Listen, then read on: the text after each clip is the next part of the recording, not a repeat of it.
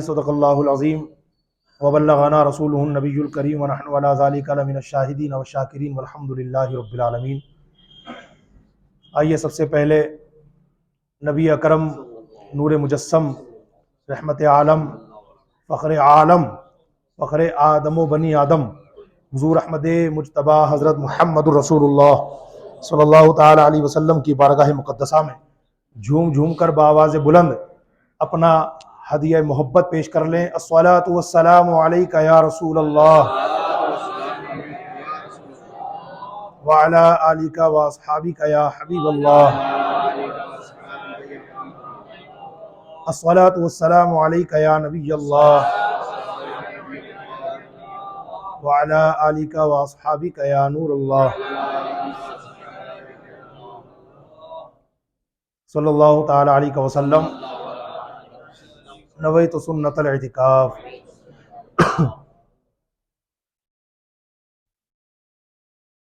ایک واقعہ ہے جس کو امام فخر الدین رازی رحمۃ اللہ تعالی علیہ نے اپنی کتاب تفسیر کبیر میں نقل فرمایا ہے۔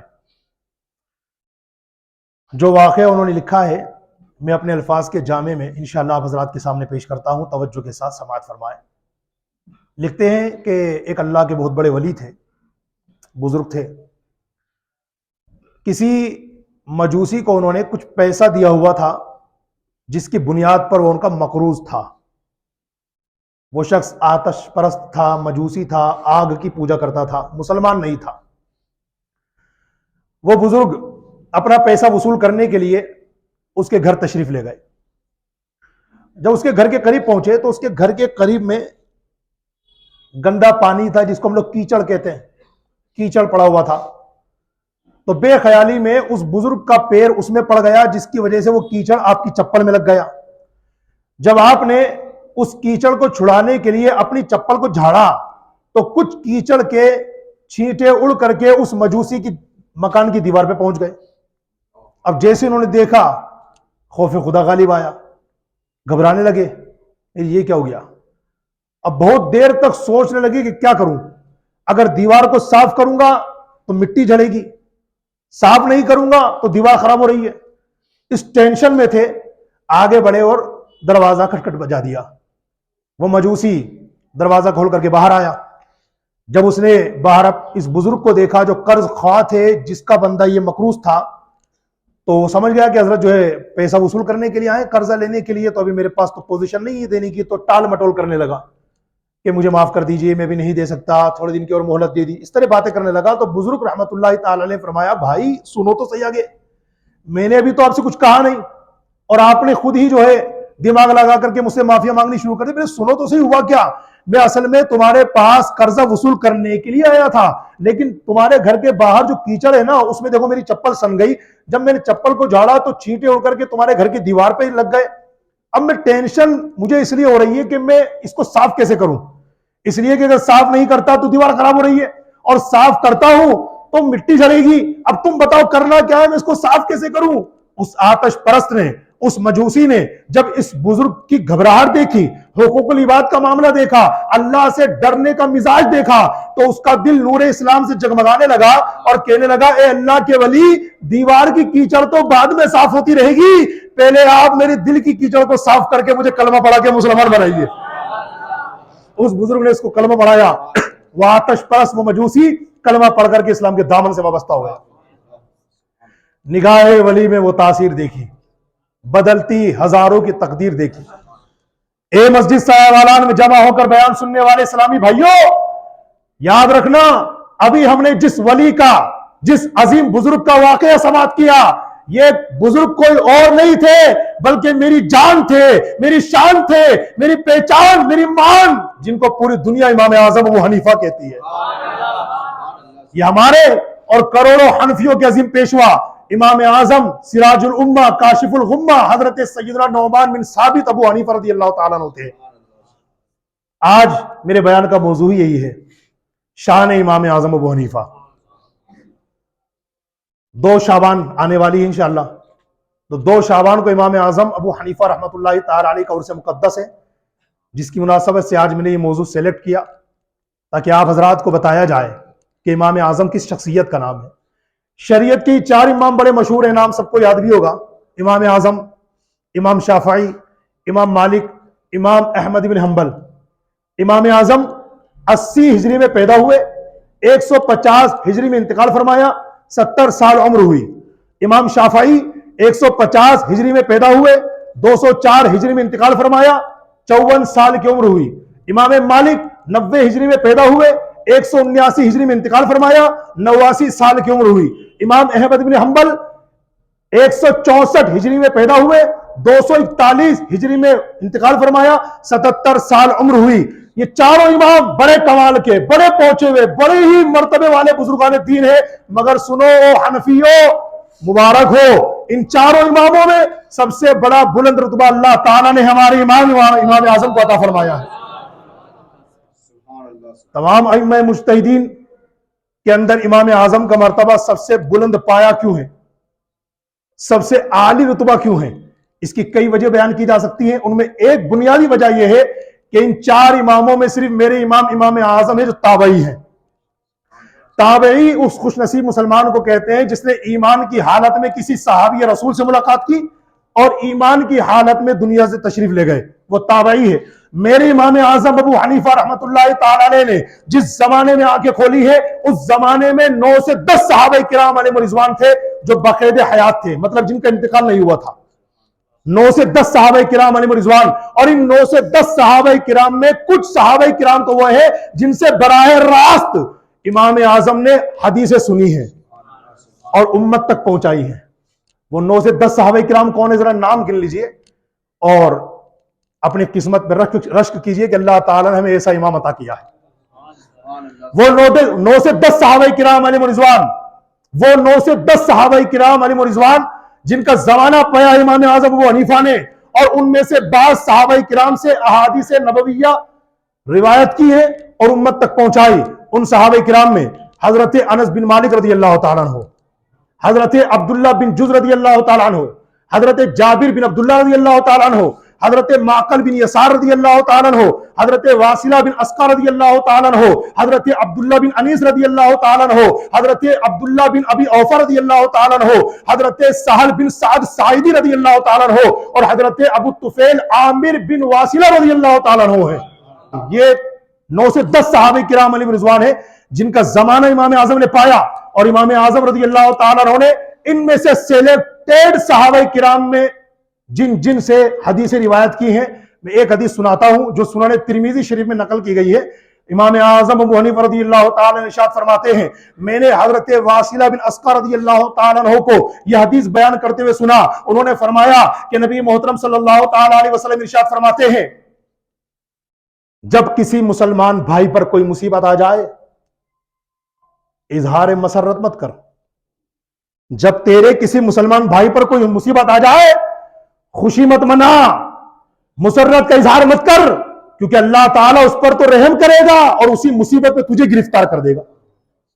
یہ حضرت امام اعظم ابو حنیفہ رضی اللہ تعالیٰ عنہ نے حضرت واصلہ بن اسقر رضی اللہ تعالیٰ عنہ سے حدیث روایت کی۔ ہمارے امام اعظم کی شان سننے والوں، میرے امام وہ ہیں جن کی بشارت میرے پیارے نبی صلی اللہ تعالیٰ علیہ وسلم نے پہلے ہی عطا فرما دی تھی۔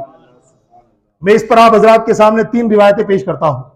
ایک مسلم شریف کی روایت ہے، میرے حضور جان نور صلی اللہ تعالیٰ علیہ وسلم ارشاد فرماتے ہیں، لو كان الدين عند الثريا لذهب رجل من فارس۔ میرے حضور فرماتے ہیں کہ اگر دین ثریا کی بلندی پر بھی ہوتا تو فارس کا ایک شخص اسے وہاں سے بھی لے کر کے آ جاتا۔ یہ شخص کون ہے جن کے بارے میں حضور نے فرمایا؟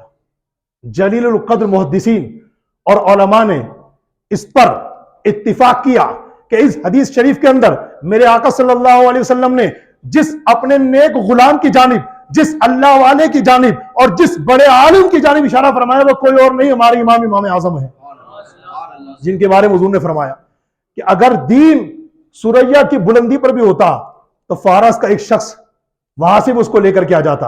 اور ایک دوسری حدیث میں حضرت ابو ہریرہ رضی اللہ تعالیٰ عنہ سے مروی ہے، آقا دو جہاں صلی اللہ علیہ وسلم نے ارشاد فرمایا، میری امت میں ایک شخص ہوگا جسے ابو حنیفہ کہا جائے گا۔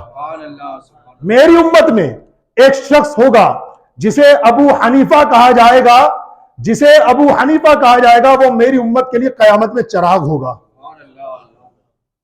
اسی حدیث پاک کو پڑھ کر کے ہمارے علماء بزرگان دین نے امام اعظم کا لقب بیان کیا سراج الامہ، امت کے چراغ۔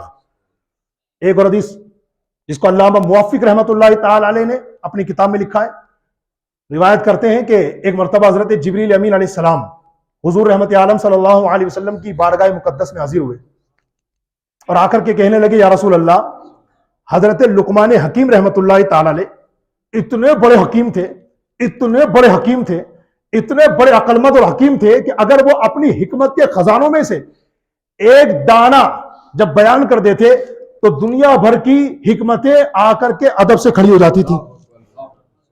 اتنے بڑے حکیم تھے۔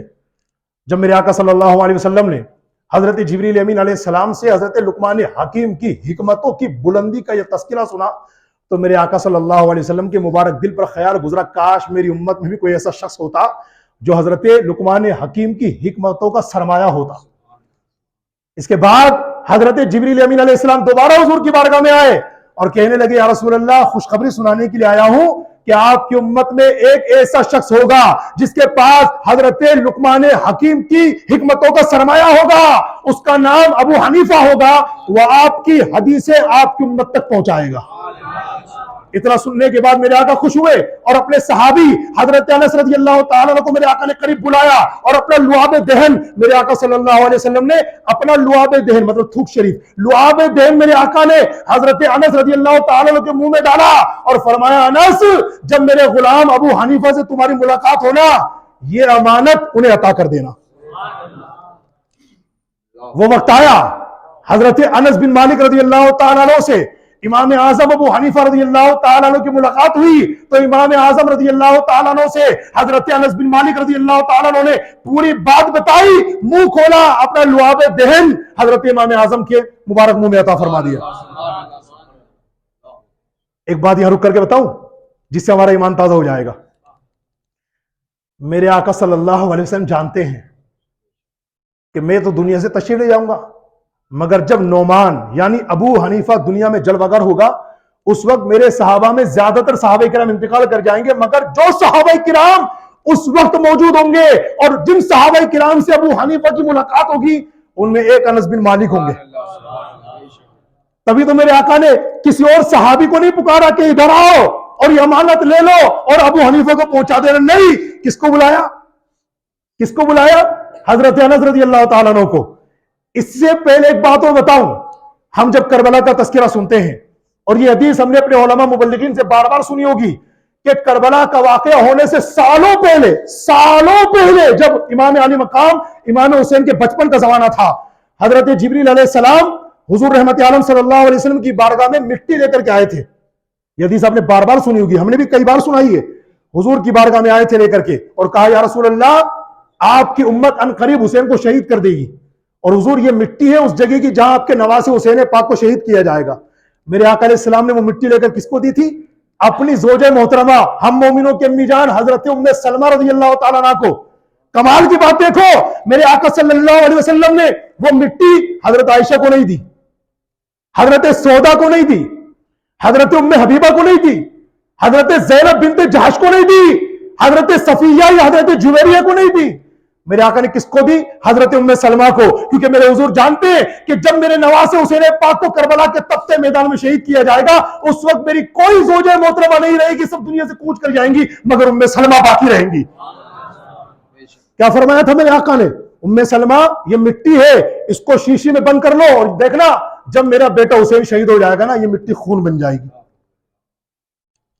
جو ہو چکا ہے جو ہوگا، حضور جانتے ہیں، تیری عطا سے خدایا حضور جانتے ہیں۔ تو ان لوگوں کو کلمہ پڑھنے کی دعوت دیتی ہے دونوں حدیثیں۔ کب کلمہ پڑھو گے؟ حضور کے علم غیب کا انکار کرتے ہو معاذ اللہ؟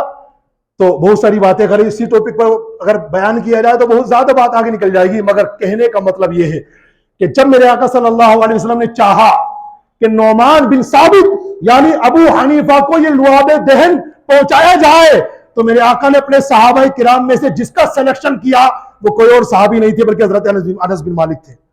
اور یہ حضرت انس بن مالک رضی اللہ تعالیٰ عنہ حضور کے وہ صحابی ہیں جو خود فرماتے ہیں الحمدللہ میں نے حضور جان عالم صلی اللہ علیہ وسلم کی 10 سال تک خدمت کرنے کا شرف حاصل کیا۔ ایک اور بات بتاؤں، حضرت امام اعظم کے پوتے ہیں جن کا نام ہے سلیمان بن حماد، وہ کہتے اور دنیا کے لوگوں سنو، میں بھی الحمدللہ مولا علی کی دعا سے فیضان پانے والا ہوں۔ کون فرماتے ہیں؟ امام اعظم کے پوتے جن کا نام ہے سلیمان بن حماد، وہ فرماتے ہیں دنیا کے لوگوں سنو، میں الحمدللہ امام مولا کائنات علی مرتضی رضی اللہ تعالیٰ عنہ کی دعا سے فیضان حاصل کرنے والا ہوں۔ وہ کس طرح فرماتے ہیں؟ وہ اس طرح کہ میرے دادا امام اعظم ابو حنیفہ کے دادا، توجہ کیجئے گا، سلیمان بن حماد جو امام اعظم کے پوتے ہیں، وہ کہتے ہیں کہ میں مولا علی کی دعا سے فیضان پانے والا ہوں۔ کہا کیسے؟ فرمایا ایسے کہ میرے دادا امام اعظم ابو حنیفہ کے دادا اپنے بیٹے یعنی امام اعظم کے فادر کو، امام اعظم کے والد کو جن کا نام ہے حضرت ثابت، ان کو لے کر کے مولا کائنات علی مرتضی کی بارگاہ میں گئے تھے۔ مولا کائنات علی مرتضی کی بارگاہ میں لے کر گئے تھے کس کو؟ امام اعظم کے والد کو۔ کون؟ امام اعظم کے دادا یعنی امام اعظم کے والد کے والد۔ جب لے کر کے گئے مولا کائنات علی مرتضی کی گود میں دیا تو امام اعظم کے پوتے فرماتے کہ اس وقت مولا کائنات علی مرتضی نے حضرت ثابت کو یعنی امام اعظم کے والد کو علم کی دعا دی اور ان کے ساتھ ساتھ ان کی اولادوں کو بھی علم کی دعا عطا فرمائی۔ فرماتے کہ آج پوری دنیا میں جو امام اعظم کا نام سورج کی طرح چمک رہا ہے نا، اس کی ایک وجہ یہ ہے کہ انہیں مولا کائنات علی مرتضی کی دعا کا حصہ ملا ہے۔ میں الحمدللہ امام اعظم کا بڑا فین ہوں، میں ہر ولی سے محبت کرتا ہوں، ہر مسلمان ہی کرتا ہے، اس میں میری کیا تخصیص ہے، لیکن ایک بات بتا رہا ہوں میں کہ میں ہر ولی سے محبت کرتا ہوں، مگر اسپیشلی طور پر میں اپنے دل میں الحمدللہ امام اعظم کی محبت کو پاتا ہوں۔ ایک عجیب محبت ہے۔ میں جب پڑھائی کرتا تھا نا، اس وقت میں کئی مرتبہ اپنی کتابوں میں امام اعظم کے مسائل لکھتا تھا، امام اعظم نے یہ فرمایا، امام اعظم نے یہ فرمایا، امام اعظم نے یہ فرمایا، ان کے شاگرد امام ابو یوسف انہوں نے یہ فرمایا، ان کے شاگرد امام محمد انہوں نے یہ فرمایا، ان کے شاگرد امام ظفر انہوں نے یہ فرمایا، ان کے شاگرد حضرت حسن بن زیاد انہوں نے یہ فرمایا، ان کے شاگرد حضرت عبداللہ بن مبارک انہوں نے یہ فرمایا۔ تو بار بار کانوں کے ذریعے سے دل میں نام اتر رہا تھا امام اعظم۔ تو عجیب محبت ہو گئی ماشاءاللہ مجھے اللہ کے کرم سے حضور کے صدقے میں۔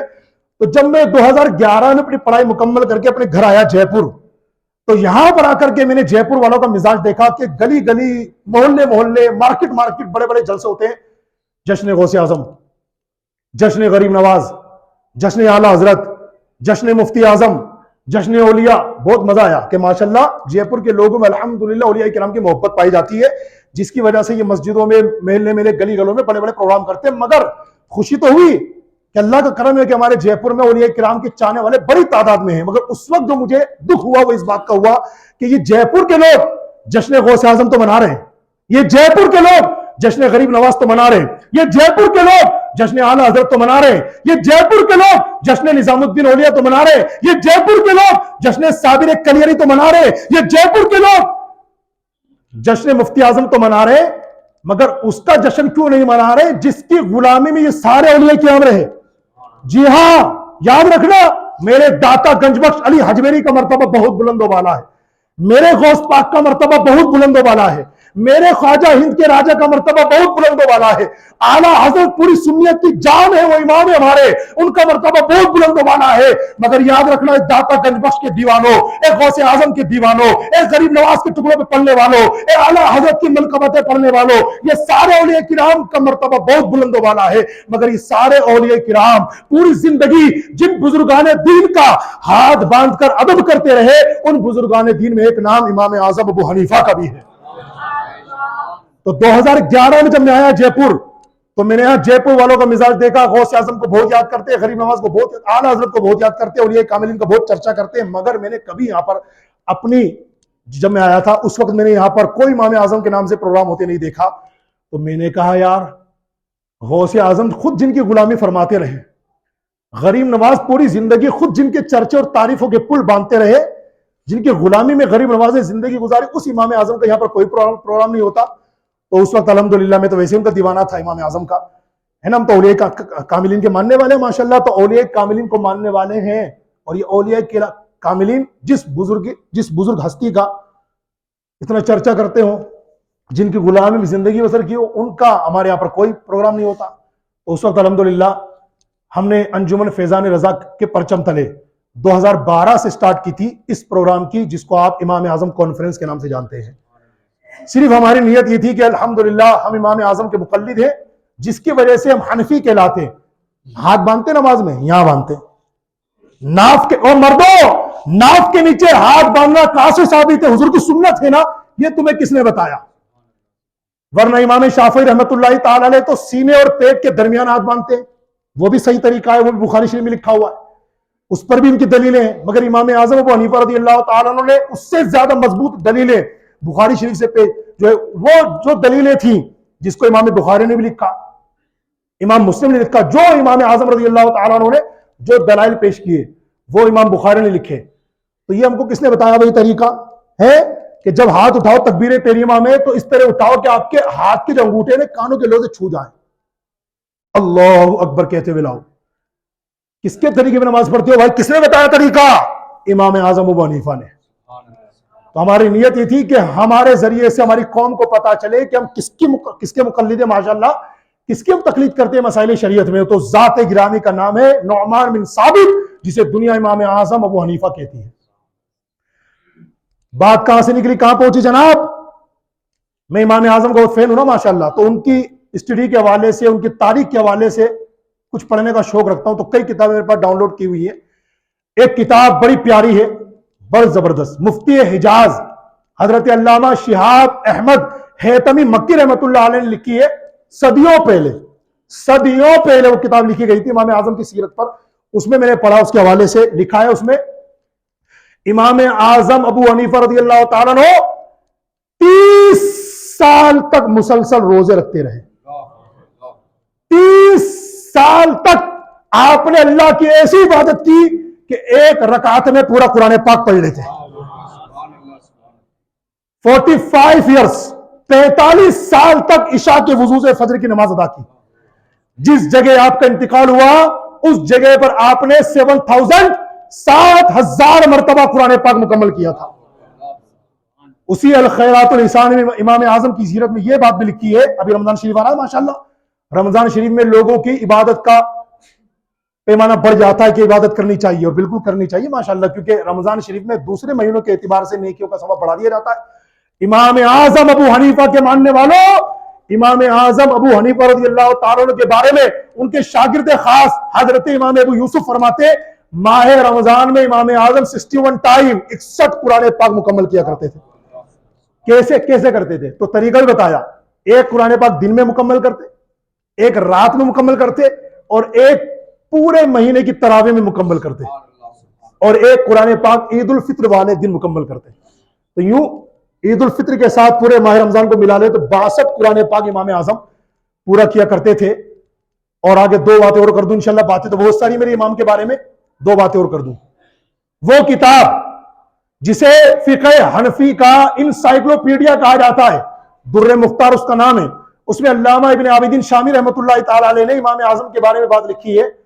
امام اعظم نے اپنی زندگی میں 55 حج کیے، 55 حج کیے۔ جب لاسٹ ٹائم آخری مرتبہ حج بیت اللہ کی ادائیگی کے لیے مکہ المکرمہ حاضر ہوئے تو آپ نے وہاں کے خادموں سے اپنی خواہش کا اظہار کیا کہ مجھے اجازت دی جائے، میں خانہ کعبہ شریف کے اندر جانا چاہتا ہوں۔ امام ہے بھائی، اور امام بھی کون سے؟ امام اعظم، تو پرمیشن کیوں نہیں ملتی؟ آپ کو اجازت دی گئی۔ وضو غسل کے بعد نئے کپڑے پہن کے خوشبو لگا کر امامہ شریف باندھ کر کے امام اعظم ابو حنیفہ رحمۃ اللہ تعالی علیہ بسط عجز و نیاز روتے ہوئے گڑگڑاتے ہوئے اپنے رب کریم کے مبارک گھر میں داخل ہوئے۔ اندر جانے کے بعد 2 ستونوں کے درمیان آپ نے ایسی 2 رکعت نماز ادا کی کہ ان 2 رکعتوں میں الحمد کے حمزہ سے لے کر کے من الجنۃ والناس کی سین تک پورا قرآن کریم پڑھ لیا۔ سلام پھیرنے کے بعد مولا کریم کی بارگاہ میں ہاتھ اٹھائے، رو رو کر دعا کر رہے تھے، بہت دیر تک دعا کرتے رہے، تو بہت دیر تک آپ دعا کرتے رہے۔ اسی دعا کے دوران خانہ کعبہ کے گوشے سے آواز آتی ہے، اے ابو حنیفہ مبارک ہو، تم نے ہماری معرفت حاصل کر لی اور خلوص کے ساتھ خدمت کی، سنو ہم نے تم کو بھی بخشا اور قیامت تک جو تمہارے مذہب پر ہوگا یعنی جو تمہاری تقلید کرے گا اس کو بھی بخشا۔ ہم حنفیوں کے لیے اللہ کی بارگاہ سے امام اعظم کو بشارت دی گئی، یہ تو تھا بارگاہ رب الانام میں امام اعظم کا مرتبہ. اب ذرا آئیے نا بارگاہ خیر الانام میں کیا مرتبہ ہے. تو تذکرۃ الاولیاء میرے پاس موجود ہے, اس میں ایک واقعہ لکھا ہے جب حضرت امام اعظم ابو حنیفہ رضی اللہ تعالیٰ عنہ رسول کریم صلی اللہ علیہ وسلم کی بارگاہ میں صلاۃ و سلام کے لیے حاضر ہوئے, حاضر ہو کر کے ہاتھ باندھے اور یوں سلام کیا, السلام علیک یا سید المرسلین. روزہ رسول سے جواب آیا وعلیک السلام یا امام المسلمین. مطلب آپ نے کہا اے رسولوں کے امام آپ پر سلام ہو, حضور نے جواب دیا اے مسلمانوں کے امام آپ پر بھی سلام ہو. بہت ساری باتیں ہیں کرنے کی ماشاءاللہ. آخر میں یہ بات عرض کروں گا امام اعظم رضی اللہ تعالیٰ عنہ کے حوالے سے. ہم تو چھوٹے لوگ ہیں بھائی, ہیں ہمارا شمار کس کتاب میں ہوگا؟ بڑے بڑے امام جن کے مقلدین دنیا میں کروڑوں کی تعداد میں پائے جاتے ہیں, ان میں ایک نام ہے امام شافعی کا. سنو امام شافعی امام اعظم کے بارے میں کیا فرماتے, ارشاد فرماتے انی لاتبرک من ابی حنیفہ واجیء الی قبرہ فی کل یوم زائرا واذا عرضت لی حاجۃ صلیت رکعتین وجئت الی قبرہ وسألت اللہ تعالی الحاجۃ عندہ فما تبعد عنی حتی تفضی. فرماتے امام شافعی رحمت اللہ علیہ. کون امام شافعی؟ ٹائم نہیں ہے ورنہ میں بتاتا, خیر بتا ہی دیتا ہوں کیونکہ پیاس لگی رہے, کیا فائدہ. سن لیجیے ان کا اسٹیٹس تاکہ پھر یہ واقعہ اور مضبوط ہو جائے. امام شافعی نے فرمایا نا, امام شافعی کون ہے ذرا ایک واقعہ سن لو چھوٹا سا. خلیفہ ہارون رشید کا نام سنا ہوگا آپ لوگوں نے, بہت بڑے بادشاہ گزرے. ان کی ایک اچھی بات یہ تھی کہ اپنے بارگاہ میں علماء کو رکھتے تھے, محدثین بڑے بڑے بزرگان دین کو موجود رکھتے تھے تاکہ کوئی بھی مسئلہ ہو جائے تو بتائیں. اور ہماری خانقاہ میں ہماری ریاست میں کوئی بھی معاملہ شریعت کے خلاف اسلام کے خلاف نہیں ہونا چاہیے. ہر وقت وہ گائیڈ لائن علماء سے لیتے رہتے تھے. اتنے بڑے پیارے بادشاہ تھے خلیفہ ہارون رشید. تو پتہ نہیں کیا ہوا, ایک دن ان کے دل میں کیا بات آ گئی, تو وہ اٹھے کرسی سے اور جتنے بھی علماء کرام موجود تھے بڑے بڑے, ان میں کہا السلام علیکم, آپ حضرات سے ایک سوال ہے, میرے سوال کا جواب دیجیے, اور سوال یہ بتائیے میں جنت میں جاؤں گا کہ جہنم میں جاؤں گا, جلدی بولیے. سارے علماء خاموش. ارے حضرت کیسا سوال کر لیا, یہ کون سی بات ہوئی بھائی. جنت میں کون جائے گا اللہ رسول جانے, جہنم میں کون جائے گا اللہ رسول جانے. جو دنیا میں مسلمان ہے تو ضروری نہیں کہ مسلمان ہے تو جنت میں چلا جائے گا. ایمان پر خاتمہ شرط ہے اس کے لیے, ایمان پر خاتمہ ہو پلس اللہ راضی ہو. اللہ ہم سب سے ہمیشہ کے لیے راضی ہو جائے حضور کے صدقے میں. تو اب عجیب سوال کر لیا. تو جن سوال کیا سارے علماء خاموش. ایک چھوٹا سا بچہ تھا, مشکل سے کتنی عمر ہوگی, اور 10-11 سال کی, کھڑا ہو گیا. السلام علیکم بادشاہ سلامت, اجازت ہو تو میں جواب دوں اس کا. فرمایا بیٹا آپ بیٹھ جاؤ, آپ بچے ہو, یہاں پہ بڑے بڑے علماء کرام موجود ہیں. بچہ بیٹھ گیا. پھر سوال کیا, ہاں بھائی بتائیے علماء کرام میں جنت میں جاؤں گا کہ جہنم میں, مجھے بتایا جائے جنتی ہوں کہ جہنمی. سارے علماء خاموش. ارے بھائی اس کا کیا جواب دے, وہ تو اللہ رسول جانے, حقیقت تو ہم کیا جانے. پھر بچہ کھڑا ہو گیا. حضرت اجازت دے تو میں اجازت ہو تو میں جواب دوں سوال کا. چھوٹا سا بچہ, بیٹا آپ سے کہا نا پلیز سٹ ڈاؤن, بیٹھ جائیے آپ چھوٹے بچے ہیں ابھی. تیسری بار پھر اس سوال کو ریپیٹ کیا بادشاہ سلامت نے کہ بھائی بتائیے نا کیا ہو گیا, میں جنتی کی جہنمی. سب خاموش. تیسری بار پھر وہ بچہ کھڑا ہو گیا. حضرت اجازت ہو تو میں بتاؤں. ارے بیٹا آپ پلیز بیٹھ جائیے نا. تو علماء نے کرام نے کہا بادشاہ سلامت ہم سے تو جواب بن نہیں پا رہا, لیکن یہ چھوٹا سا بچہ ہے, یہ بھی کچھ کہنا چاہتا ہے, تو سن لیجیے کیا کہے گا. ٹھیک ہے بیٹا بولو کیا بولنا چاہتا ہے. تو بچے نے کہا حضرت بادشاہ سلامت آپ میرے ایک سوال کا جواب دے دیجئے, پھر میں آپ کا جواب دے دوں گا. کیا سوال؟ کہا یہ بتائیے کہ آپ اپنے نفس کی مخالفت کرتے ہیں کہ نہیں کرتے. نفس کہہ رہا ہے یار نماز پڑھنے کا من نہیں کر رہا, آرام کر لے, تو آپ آرام کر لیتے یا پھر اس کو ڈانٹ کے نماز کے لیے کھڑے ہو جاتے. گناہ کرنے کی نفس دعوت دیتا ہے تو آپ اس کو ڈانٹ کے گناہ کی مخالفت کرتے, اللہ کی اطاعت کرنے لگ جاتے ہیں. کیا معاملہ ہے آپ کا بتائیے. کہا یہ تو اللہ کا شکر ہے میں اپنے نفس کی مخالفت کرتا ہوں, نفس جو کہتا ہے اس کو الٹ کرتا ہوں. نفس کہتا ہے آرام کرنے کی, میں نہیں کرتا, میں اللہ کی بارگاہ میں کھڑا ہو جاتا ہوں. نفس کہتا ہے گناہ کرنے کی, میں گناہ چھوڑتا ہوں, اللہ پاک کی بارگاہ میں ہاتھ اٹھا لیتا ہوں دعا کرنے کے لیے, مطلب نفس کا الٹا کرتا ہوں. تو بچے کا جواب سنو. بچہ کہتا ہے بادشاہ سلامت مبارک ہو آپ جنتی ہیں.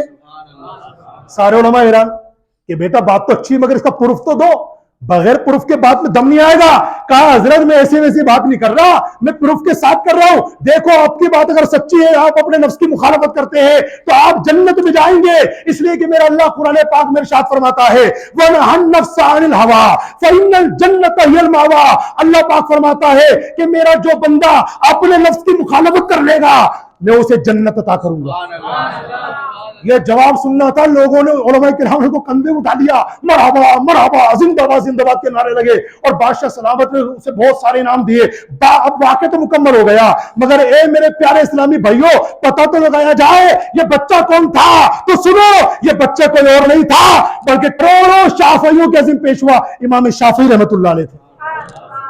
امام شافعی کون تھے؟ امام شافعی. میرا آج کا موضوع امام اعظم کا, اور میں بعد ہی بتانا چاہ رہا تھا کہ امام اعظم کا اسٹیٹس بتایا امام شافعی نے, تو ان کا اسٹیٹس کیا ہے میں نے واقعہ سنا کر کے بتایا.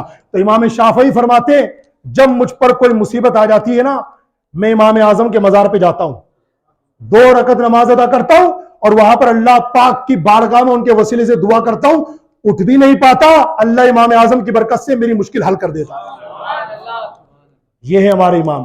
یہاں سے ایک پوائنٹ اور نوٹ کر لیجئے, آج دنیا میں ایسے گھسے پیٹے لوگ بھی شاید آپ کو ملتے ہو مارکیٹ وغیرہ میں. کیا ملتا ہے خواجہ بابا کے, کیا ملتا ہے بابا آدم شاہ کے, کیا ملتا ہے مولانا ضیاء الدین صاحب کے, کیا ملتا ہے اللہ والوں کے در پہ. بھائی صاحب نماز پڑھو, اللہ سب دے دے گا. بے شک اللہ ہی سب دے گا, مگر ایسے نہیں دے گا, اپنے ولیوں کے وسیلے سے دے گا. آوے جاوے کچھ بھی نہیں, اور اللہ کے بندوں کو اللہ کے ولی سے دور کرنے کی کوشش کر رہے ہو. یہ ہمارے امام اعظم رضی اللہ تعالیٰ عنہ کا اسٹیٹس بتانے والے امام شافعی, جو خود کروڑوں شافعیوں کے پیشوا ہیں, وہ کہہ رہے ہیں کہ الحمدللہ میں مزار امام اعظم پہ جاتا ہوں, میری مرادیں پوری ہو جاتی. پتا چلا مسجد میں دعا کرو گے, اپنے گھر پر دعا کرو گے, دعا تم کہو گے نا, دعا تم کرو گے, آمین بھی تم کہو گے, مگر جب اللہ والے کے در پہ چلے جاؤ گے, دعا تم کر رہے ہو گے, آمین وہ کہہ رہے ہوں گے. تو بیڑا تو پار ہونا ہے انشاءاللہ. بات کہاں سے نکلی کہاں پہنچی؟ آج کا میرا بیان امام اعظم رضی اللہ تعالیٰ عنہ کی شان کے حوالے سے میں نے مختصر ہی کہوں گا, کیونکہ بہت ساری باتیں بھی باقی ہیں, پھر کبھی موقع ملے گا انشاءاللہ عرض کریں گے. ایک اعلان سن لیجئے, اور 27 رجب آ رہی ہے تو اس کا انشاءاللہ روزہ رکھنا ہے, کچھ نوافل پڑھنے وہ بھی سن لیجئے. انشاءاللہ تبارک و تعالی آنے والے جمعہ کو بتاریخ 24 فروری بروز جمعہ بعد نماز عشاء بمقام گھاٹ گیٹ نواب کے چوراہے پر انجمن فیضان رضا کے پرچم تلے ایک عظیم الشان سالانہ پروگرام امام اعظم کانفرنس بڑی شان و شوکت کے ساتھ منایا جا رہا ہے, جس میں خصوصی خطاب فرمانے کے لیے آل نبی اولاد علی نور المشائخ حضرت مولانا سید نور میاں اشرفی الجیلانی مد ظلہ العالی تشریف لا رہے ہیں. ساتھ ہی ساتھ مہمان خصوصی تحریک علماء ہند کے چیئرمین حضرت مولانا مفتی خالد ایوب صاحب مصباحی مد ظلہ العالی بھی جلوہ فروز ہوں گے. لہذا تمام حضرات سے گزارش ہے اپنے دوست و احباب کو ساتھ لے کر کثیر تعداد میں شرکت فرمائیں اور ثواب دارین حاصل کریں. 27 رجب کے حوالے سے سن لیجئے, حضور علیہ السلام فرماتے ہیں ماہ رجب میں ایک دن ہے, جو اس دن کا روزہ رکھ لے اللہ تعالیٰ اسے 60 مہینوں کے روزوں کا ثواب عطا فرمائے گا, اور وہ 27 رجب ہے. دوسری حدیث سنیے شعب الایمان کی 3 جلد کے حوالے سے حضرت سلمان فارسی رضی اللہ تعالیٰ عنہ سے روایت ہے, آقا مدینہ صلی اللہ علیہ وسلم ارشاد فرماتے ہیں رجب میں ایک دن اور رات ہے, جو اس دن کا روزہ رکھے, اس دن کا جو روزہ رکھے اللہ پاک اسے 100 سال کے روزوں کا ثواب عطا فرمائے گا, اور جو اس رات عبادت کر لے اللہ پاک اسے 100 سال عبادت کرنے کا ثواب عطا فرمائے گا. وہ ماہ رجب کی 27 تاریخ ہے. پھر حضور علیہ الصلوۃ والسلام نے ایک حدیث میں اس رات پڑھنے کی ایک نماز بتائی ہے, دھیان سے سن لیجئے. ماہ رجب کی 27 رات جو کہ انشاءاللہ کل 18 فروری کو بروز سیٹرڈے انشاءاللہ تبارک و تعالی مغرب بعد شروع ہو جائے گی, تو کوشش کر کے آپ اس نماز کو ضرور پڑھ لیجئے, اپنی ماں بہنوں کو بتائیے. ماہ رجب کی 27ویں شب یعنی شب معراج, میرے حضور فرماتے ہیں جو 12 رکعت نماز ایک سلام سے اس طریقے سے پڑھے کہ ہر رکعت میں سورہ فاتحہ کے بعد جو چاہے سورت پڑھ لے, ہر 2 رکعت پر بیٹھے اتحیات پڑھ کے کھڑا ہو جائے, اور 12 رکعت مکمل کر کے سلام پھیرے, سلام پھیرنے کے بعد 100 مرتبہ یہ پڑھے سبحان اللہ والحمدللہ ولا الہ الا اللہ واللہ اکبر, 100 مرتبہ استغفار پڑھے, اور اس کے بعد 100 بار درود شریف پڑھے, اور صبح روزہ رکھے. اللہ کی بارگاہ میں گناہ کی دعا کے علاوہ وہ جو چاہے گا دعا کر لے گا, اللہ پاک اس کی دعا قبول فرما لے گا.